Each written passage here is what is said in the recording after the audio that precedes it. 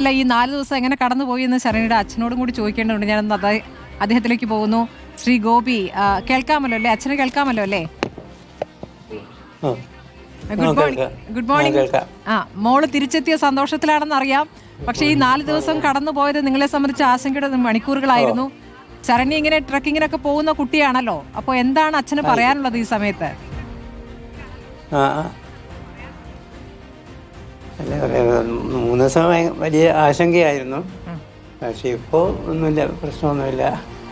പിന്നെ ഇടയ്ക്കിടയ്ക്ക് ഇങ്ങനെ പോകുന്നതുകൊണ്ട് ഇങ്ങനത്തെ ഒരു വിഷമം പിടിച്ചപ്പോൾ അതിൽ വേണ്ടി വരും എന്നുള്ള അറിയില്ല. അതുകൊണ്ട് ഞാനത് നിരുത്സാഹപ്പെടുത്താറില്ല. ശരണ്യ ഇങ്ങനെ ഈ കാട്ടിലൊക്കെ ഇങ്ങനെ പോവാൻ നല്ല ആഗ്രഹമുള്ള കുട്ടിയാണ് അല്ലേ? ആദ്യം തന്നെ അതെ ആഗ്രഹമുള്ള കുട്ടി. ആഗ്രഹമുള്ള കുട്ടിയാണ്. അപ്പോൾ നിങ്ങൾ ആദ്യം തന്നെ അതിനൊക്കെ സമ്മതം കൊടുത്തിട്ടുണ്ടായിരുന്നു അച്ഛനും അമ്മയും?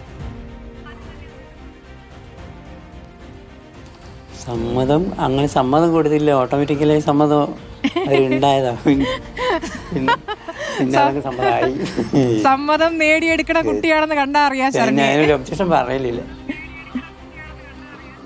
അതെ അതെ.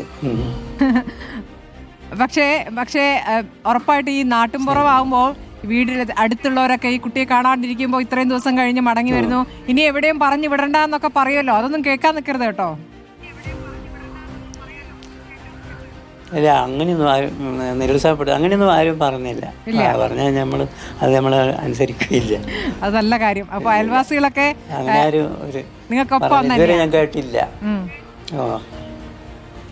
ഒന്നുകൂടി അച്ഛനെ ഒന്ന് പറയാമോ? ശരണ്യയുടെ ഒരു ഈ ട്രക്കിങ്ങിനോടുള്ള താല്പര്യത്തെ കുറിച്ച് എന്താണ് പറയാനുള്ളത്?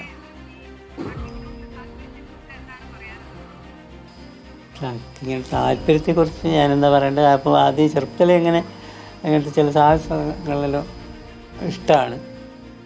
പ്രത്യേകിച്ച് അതിനെപ്പറ്റി ഈ ട്രക്കിങ്ങിനെ പറ്റി കൂടുതൽ അങ്ങനെ താല്പര്യങ്ങൾ ഉണ്ടായി എന്ന് പറയാൻ എനിക്കറിയില്ല.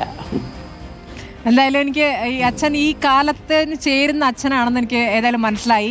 സാധാരണ പെൺകുട്ടികളെ പുറത്തേക്ക് വിടരുത്, അല്ലെങ്കിൽ ഇത്രയും ദിവസമൊന്നും ഇങ്ങനെ പുറത്തേക്ക് വിടരുത്. അത് ട്രക്കിങ്ങിനൊക്കെ അങ്ങനെ പരിചയമുള്ളവർക്കൊപ്പം ഒന്നുമല്ലോ പോകുന്നു. ഇത്രയും ദിവസം കഴിഞ്ഞ് മടങ്ങി വരുന്നത്. അല്ല, മാത്രമല്ല അപകട സാധ്യത, ഇതൊക്കെ പറഞ്ഞ് നിരുത്സാഹപ്പെടുത്താനൊക്കെ ആൾക്കാരുണ്ടാവും. പക്ഷേ എന്തായാലും അച്ഛൻ എന്തായാലും മകൾക്കൊപ്പം, മകളുടെ അച്ഛൻ എന്ന നിലയ്ക്ക് തന്നെ നിൽക്കുന്നു എന്ന് ഞാൻ മനസ്സിലാക്കുന്നു. ഞാൻ ഒന്നും കൂടി ശരണ്യയിലേക്ക് പോവുകയാണ്. ശരണ്യ കണ്ടുകിട്ടി എന്ന ആ നിമിഷത്തിൽ ശരണ്യയുടെ അമ്മ കരയുന്ന ദൃശ്യങ്ങൾ കൂടി നമ്മൾ കണ്ടതാണ്. എത്രത്തോളം അമ്മയച്ഛനെയും പേടിപ്പിച്ചു ശരണ്യ. അത് ഒരു കാര്യമാണല്ലോ. അച്ഛൻ ഇങ്ങനെയൊക്കെ പറയുമെങ്കിലും അമ്മയ്ക്ക് കുറച്ചുകൂടി പേടിയുണ്ടാവും അല്ലേ? അമ്മ എന്താണ് പറഞ്ഞത്? ഇതുവരെ ഒന്നും പറഞ്ഞിട്ടില്ല. അച്ഛൻ പൊതുവെ ഇക്കാര്യത്തിൽ ന്യൂട്രലാണ്. പൊക്കൊന്നും പോകരുതെന്നും പറയാറില്ല. അമ്മ ചില സ്ഥലങ്ങളിലൊക്കെ പോകുമ്പം അപകടമാണ്, എന്തിനാ പോകുന്നതെന്നൊക്കെ ചോദിക്കാറുണ്ട്. അതുകൊണ്ട് ഞാൻ മിക്കവാറും ചിലതിൻ്റെ പീക്കിലൊക്കെ എത്തിയാൽ നല്ല വ്യൂ ഒക്കെ ആയിരിക്കും. ഞാൻ വീഡിയോ കോളൊക്കെ എടുത്തിട്ട് കാണിച്ചു കൊടുക്കാറുണ്ട്. അപ്പം നല്ല ഹാപ്പി ആയിരിക്കും. ശരി ശരണ്യ.